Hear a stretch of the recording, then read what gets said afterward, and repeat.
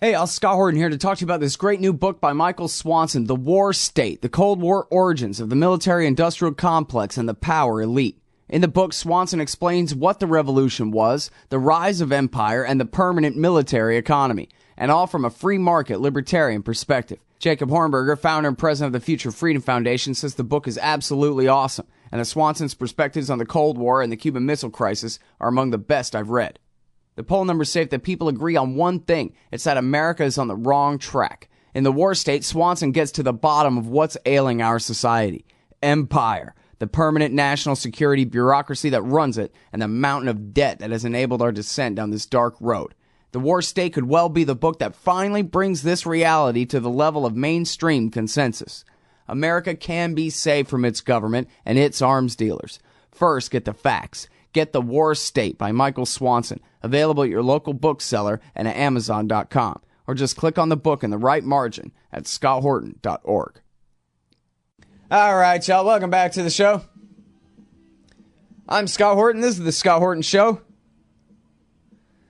I'm going to go ahead and lie, but it's only about by 3 or 4 now. Maybe 3. We got 3,000 interviews at scotthorton.org. It's actually 2,997 or something like that after this one.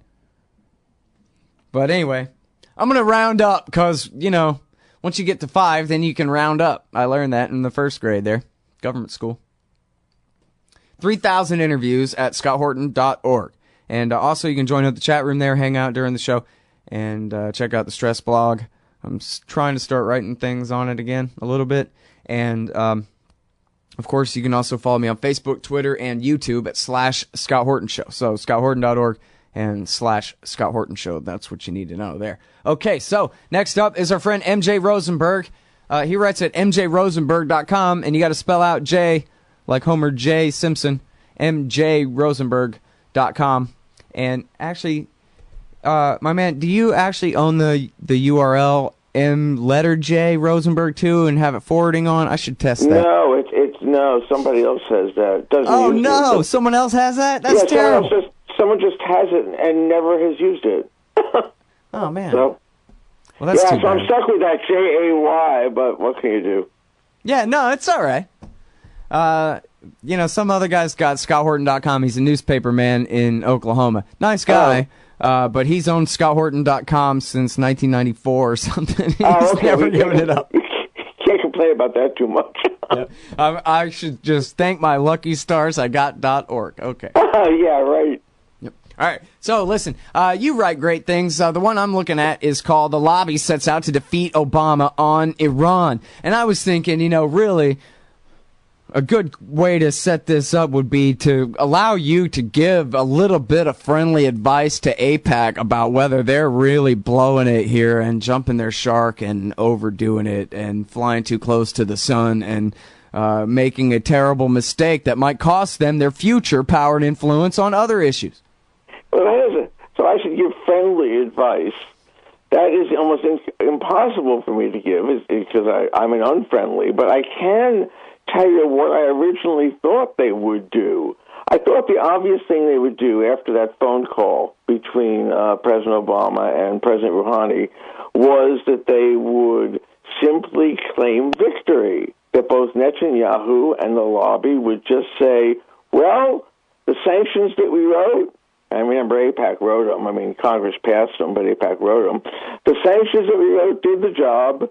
The Iranians are surrendering. They're basically going to agree to our terms. This isn't necessarily true, but they're going to agree to our terms on the nuke stuff. And therefore, this is a great day for everybody. Great day for Iran, but most of all, great day for Israel. Great day for the United States. This is great.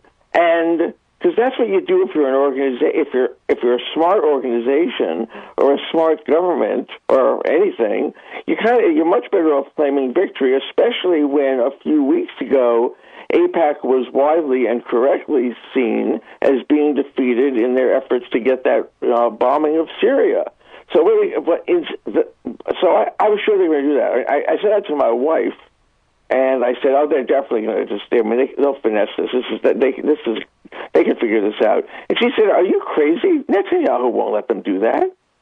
It's Netanyahu really is incapable of doing that for a number of reasons, including the fact that, one, he is insanely devoted to the idea of defeating Iran militarily, and also because he's got all these right-wingers who would never, further right-wingers who would never let him do it. Mm-hmm. So instead of them doing the thing that would save AIPAC and preserve its role as the most dominant lobby in America, they are instead going to fight Obama, and I think it will start with the Netanyahu UN speech. Excuse me for always, sometimes I say Israel, sometimes I say Netanyahu, sometimes I say AIPAC, but it doesn't matter. It's all the same. It all just means those who run the Israeli state. Yeah, exactly. And try to run this one. Yeah. Well, why throw in try? I mean, come on. Yeah, why try? Right. All right. Well, now, so they're going to be fighting alone on this, right? Or with Lindsey Graham, but is anyone, I mean, it seems like, well, maybe I'm just wishful thinking. I'm having such a good time with the Iranians and Americans talking at the level they're talking at this point. I'm a little bit giddy, but I sort of think that maybe this means that some significant parts of the American establishment, if not at AIPAC, have decided that let's go ahead and put this thing to bed. We can deal with these guys. And it's so obvious that Rouhani really means it, at least for now, and he has the backing of the supreme leader, at least for now, to really make a deal. I mean, am I right about that? Is it AIPAC versus everybody on this? Yeah, it is. Well, it's not. Well, there are also the regular old hawk right-wingers who like war in general. I mean, the people who in general like to resolve all international problems by killing people it's not limited to the Israel lobby. There are lots of just free-floating right-wingers. If you can read them in the media, I can usually tell by reading them whether their main concern is Israel or just the fact that they like to kill innocent people on the ground. But there's more. It's more than that. I mean, there are like, for instance, the Republican right. The Democrats who are hawkish on these issues are entirely driven by AIPAC. Because it goes against, in general, the general worldview that they apply to everything else, which is it's better to negotiate at least first before you start going to war. But the Republicans, they don't need AIPAC to tell them that they want to kill Muslims. They're driven by all kinds of other things, including the Christian need that they're appeasing their Christians, or not just appeasing them. Actually, they are. I mean, they're into civilizational war with the Muslims. But in general, look, the fact is the one poll I've seen so far shows that 75% of the American public welcome this talking to Iran. So if that's true, and the same kind of 75% was opposed to bombing Syria, it really does indicate that there might be some kind of a shift within the thinking of the American people that makes it impossible for AIPAC to put over another war the way they have in the past. And, I think that's...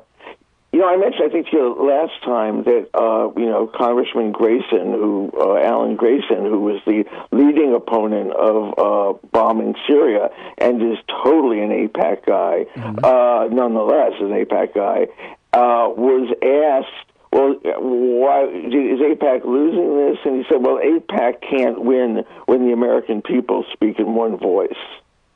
And that's, so you know what? I'm as giddy as you are. I really am. I'm just trying not to be because it's unprofessional. Yeah, exactly. We've got some cynicism to maintain here. And you know what? I have no belief in Barack Obama at all. It's simply a matter of mathematics on a page, just like Ludwig von Mises says. It's simply a calculation for him in terms of measuring the power of the Democratic Party and its allies in Washington, D.C. That's all he cares about. And so it does have to be just like that. The American people versus AIPAC, and the line's that clear, where even Grayson has to do the right thing, would be how I would put it. But but the only thing is, the thing you have to worry about, though, is remember it only happened on Friday. what happens if I don't know who's the head of the the head of the Democratic Congressional Campaign Committee has the wonderful name of Steve Israel, which I think is the best name ever for someone whose sole job is raising money for the Democratic Party House elections. You're such an anti-Semite, dude. Yeah, right. I'm an observant Jew, not even the washed-out assimilationist kind. But anyway, when Steve Israel comes to Obama and he comes in maybe with the head of AIPAC and they say, this is going to cost you this much money, I don't know. I mean, as I've mentioned to you in the past, the Democratic Party is so heavily reliant on the AIPAC crowd for campaign contributions. Mm-hmm. So right now, I think, so I go along with you on this. Obama makes this is an unsentimental calculation he's made. But if that's all it is, it can then go the other way. See, I don't think that's all it is. I think this is what Obama wants to do. I think that the last thing he wants to do is have the war with Iran that George W. Bush rejected. So well, even leaving it at the status quo where George Bush left it is a pretty bad legacy, if you ask me. And of course, it makes perfect sense to make the deal. I mean, it's ridiculous to still have this kind of official enmity with Iran after all this time. There is a real politic reason for it, even from a hawkish point of view, which is that it looks like the most anti-American forces in the Middle East right now are the extreme Sunni Muslims, like the Al Qaeda people and their followers in Syria, the people that the Saudis back, all those people, the people who pulled off that awful massacre in Nairobi. Those, I mean, if the hawks like to always talk about what they call the Shiite arc or Shiite, like this thing in the region that just threatened all American interests, which ran from Iran through to Syria, Hezbollah, that kind of thing. Right now, the threat really looks like the people backed by the Saudis and the people that the Israelis don't even care about, which is these various Al-Qaeda-linked crazy people who like blowing up things for its own sake, rather than having any kind of particular interest in, like, fighting for their country or anything like that. Those people are more scary right now, and if the United States settles its differences with Iran, Iran can help us deal with them. They've done that in the past. They don't like the Taliban any more than we do. And they helped us with the Taliban in the past. So it could be a real, actually in cold terms, it could also be a good idea. Cold strategic terms, even though I don't really know how to think that way, but, Well, I was thinking I could probably make a fortune doing public relations for Israel right now, because they're just blowing it, man. They keep blurting out things like Ehud Barak saying, the world must rally behind General Sisi and the new coup d'etat dictatorship in Egypt. Like, hey, man, shut up. I don't even like Ehud Barak or agree with his prop-up dictatorship position at all, but just from an objective point of view, hush. They seem come on. Of not saying everything they think. You had people in the, ministers, one minister in the Israeli government said, well, actually, we're not for any particular side in Syria. We just want them all to kill each other off. Right. So we know that's what their position is. Well, and then Michael Oren... who says things like that? Well, Michael Oren, the Israeli ambassador to America, said that, basically, I'm paraphrasing him, yeah, we prefer Al-Qaeda to Hezbollah in Syria. That's what this is, ultimately. Right. And because Hezbollah and Syria's government are backed by Iran, that means we prefer whoever the jihadists are, fighting them on the other side, which also means that's why America supports them too. Our only real enemies, the guys that attacked the towers, we support them because they're opposing Israel's enemies in Hezbollah right now. And why do they even have access? Anyway, because the neocons and Ariel Sharon's office pushed us into war with Iraq 10 years ago and turned that entire civilization upside down and spread their Sunni-based insurgency back to Syria. It had come in part from Syria to help them fight, and now it's gone home to roost. Yeah, exactly right. You know, the Israelis don't care about Al Qaeda at all. I mean, look, no, we never Benjamin Netanyahu wasn't prime minister then; he was the leader of the opposition. But what he said on 9/11, 2001 was, "This is a great thing." He said it's a great day because now America and Israel, have the same enemies. Well, from his point of view, it might have looked like that for a day. But the fact is, we're seeing now, we've been seeing over the past few years, they don't give a damn about Al Qaeda, these nihilists from Al Qaeda. They don't care, and also every time anybody attacks the United States, they think it's good because it will eventually lead us to opposing all Muslims or something. But we're really not on the same side of this stuff. Iran and Hezbollah are not a threat to the United States. The threat are the people who blew up the World Trade Center. Can it be any more obvious? There was a gigantic hole in the ground for 10 years. Right. I mean, but that's not the way they see it. And, that's why, Joe Biden has his favorite line about there must be no daylight. I always like to quote him. He says it twice. He says there must be no daylight between Israeli and U.S. policies. Well, nice try, but it's a gigantic sun rising of daylight right now that shows that Israel's interests and Israel's security concerns are not the same as ours. Also, if the government of Israel really cared about its own people, it would realize that having Al-Qaeda on its northern border, rather than Hafiz Assad, who, for all his crimes, kept the peace with Israel for 20 years or 30 years, well,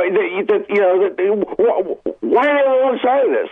They don't even care about their own people, and I believe they don't. Because I actually, if you look at it logically, and in terms of real live people with children, people like that, peace between the United States and Iran, a situation where the United States can talk to Iran and has good relations with Iran, are infinitely better for Israel than what they're proposing, which is what?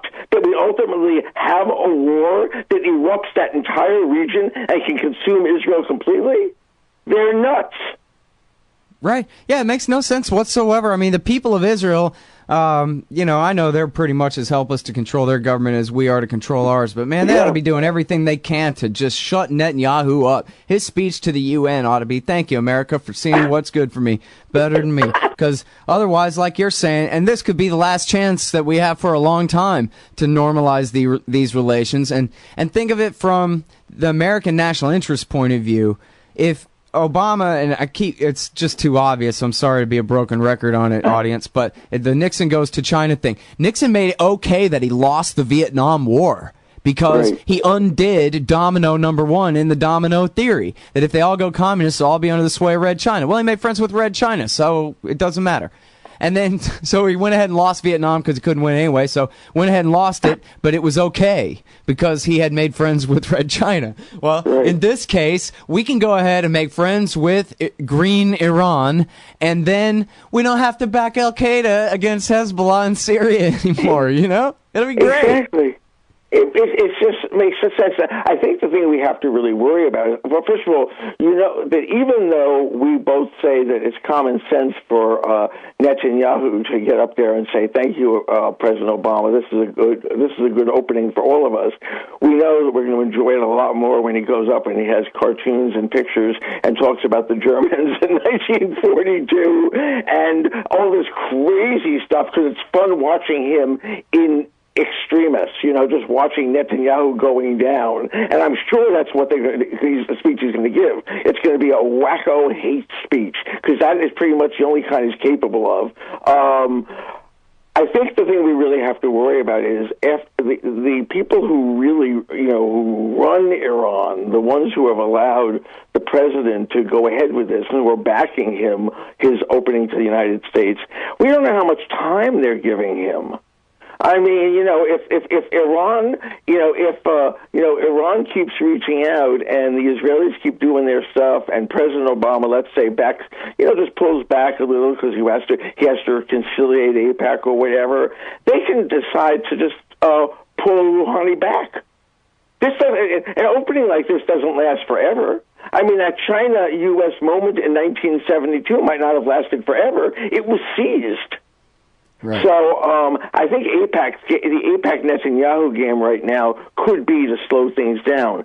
I don't think Netanyahu, that Obama's going to go along with it. I think Obama also wants a fast deal. I mean, well, he better. I mean, why even make the phone call? Why even go along with this at all if he doesn't really mean it at this point? The phone call was really the sign, because we all knew this was going on in the back, that this stuff was going on. But it was almost like, hey, and before you go out of town, I've got to give you something concrete. I'm going to pick up the phone. I mean, wouldn't you have loved to be in AIPAC headquarters when that happened? Oh, my God. I would say that was the worst moment they have ever lived through. Their president, their Democratic president, oh, my God. But, never underestimate the mischief that they can do. But nonetheless, I'm really optimistic. If someone asked me, if I had to put money on it right now, I say we're going to get a deal with them. There's going to be a U.S.-Iranian deal, and the world is going to be a much better place. It's still going to suck, but it's going to be a much better place. Well, the possibilities right now are certainly better than they have been in a long time. And, of course, if they really wanted to exploit this thing, they could use the obvious nuclear deal that's already been laying on the table for a few years now. They could use that as just a method to really open the door to normalize relations completely and do the go-to-China moment, really make friends with them. And who needs enemies except arms dealers, No, I think that old deal that I don't know. We basically walked away. Yeah, we walked away from. It's still good. Yeah. I think in this kind of situation, all you need is both sides having the will to make a deal, and we can see on the Iranian side they've got it, and it looks like the Obama has it too. And I don't see, there are no reports at all. I think this is significant that there's an undercurrent in the administration itself of people against this. It would be kind of troubling if there was, let's say, if you were reading the Secretary of State or the Secretary of Defense. This might be why it's significant that Chuck Hagel is there at the Defense Department. Because despite all the lies he had to tell about his positions on Israel, when in fact we all know what he really thinks about things, he's somebody who could, I'm sure he's backing Obama. Kerry obviously is. He doesn't have to worry right now about Hillary Clinton rushing off to fundraisers and saying, "Oh, I'll help slow this down." So it could be a very propitious moment. We always said it would happen in the president's second term. So I mean, why not do it? So, but one thing that might is a little bit tricky in terms of knowing what the Republicans think. Well, they're so busy right now trying to, shut down the government and then hopefully destroy America's economic standing in the world and make everybody more poor than they were before, that they really can't focus on silly things like this. They really have a job to do right now, and their job is, in my opinion, sedition and treason. And they have. I don't even see any of these guys like Eric Cantor saying anything. I think they're distracted. It's like, where can I do the most evil? And they're thinking right now they could do more evil domestically. Well, yeah, I don't know. Yeah, geez, you'd think that Eric Cantor could multitask of all people, but anyway. So what do you think about the so-called peace process in the West Bank and all of that two-state, one-state bogusness? Kerry and Martin Indyk over there going to bring peace? Oh, absolutely not. I mean, I don't see this. Look, the day that I see concrete evidence that Benjamin Netanyahu was willing to give up 1 square mile of land in the West Bank, I'll believe it. I mean, they were even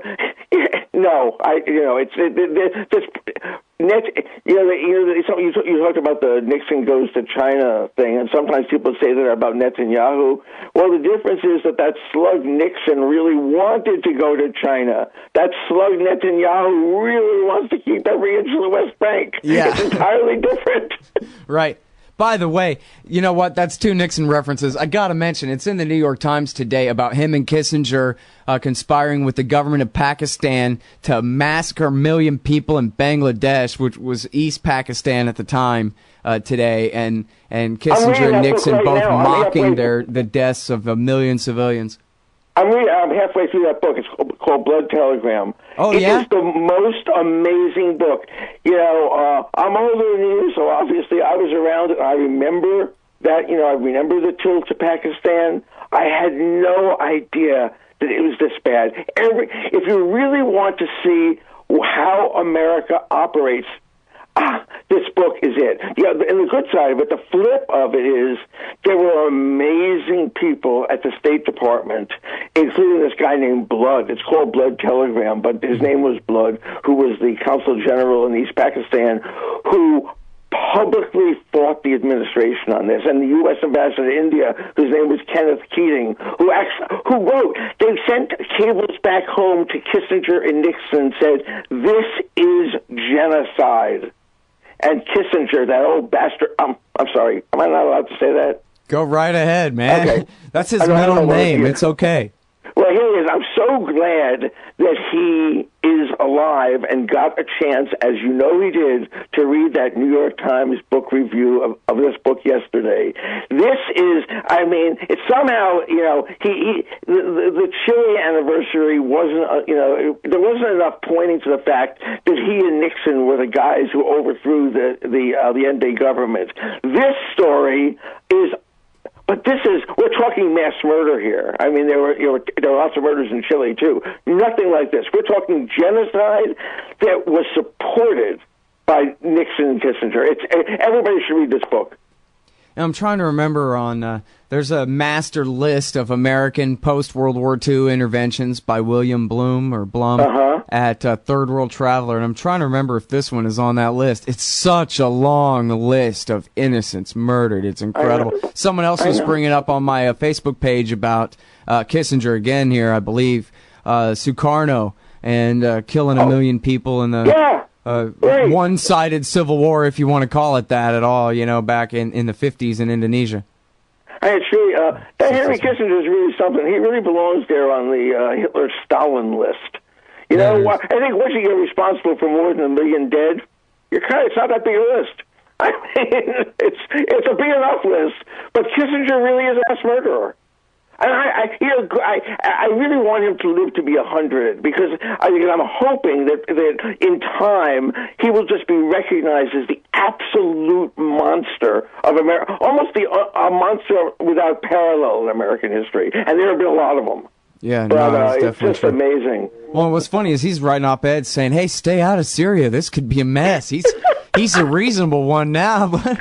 I know. You can't keep up with people like that. All right. Hey, thanks, MJ. It's great to talk to you again. Okay, Scott. Take care. Hey, everybody. Read MJ Rosenberg at mjrosenberg.com.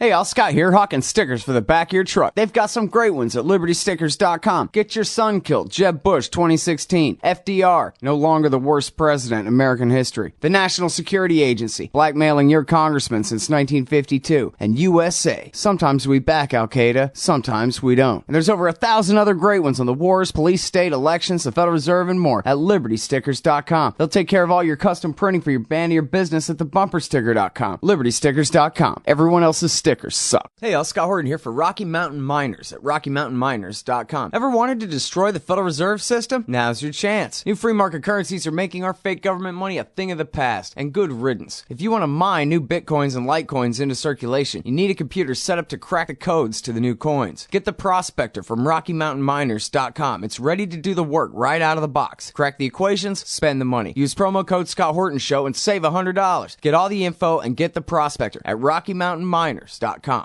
everybody, Scott Horton here for The Future of Freedom, the Journal of the Future of Freedom Foundation at fff.org/subscribe. Now, they publish great articles at fff.org every day, but their best stuff goes in The Future of Freedom. It's just $25 a year for the print edition, $15 to read it online, and I got a new one coming out in September in there, U.S. Responsible for Somalia's Misery. Support FFF. Sign up for The Future of Freedom at fff.org/subscribe. And tell them Scott sent you. Why does the U.S. support the tortured dictatorship in Egypt? Because that's what Israel wants. Why can't America make peace with Iran? Because that's not what Israel wants. And why do we veto every attempt to shut down illegal settlements on the West Bank? Because it's what Israel wants. Seeing a pattern here? Sick of it yet? It's time to put America first. Support the Council for the National Interest at councilforthenationalinterest.org and push back against the Israel lobby and their sock puppets in Washington, D.C. That's councilforthenationalinterest.org.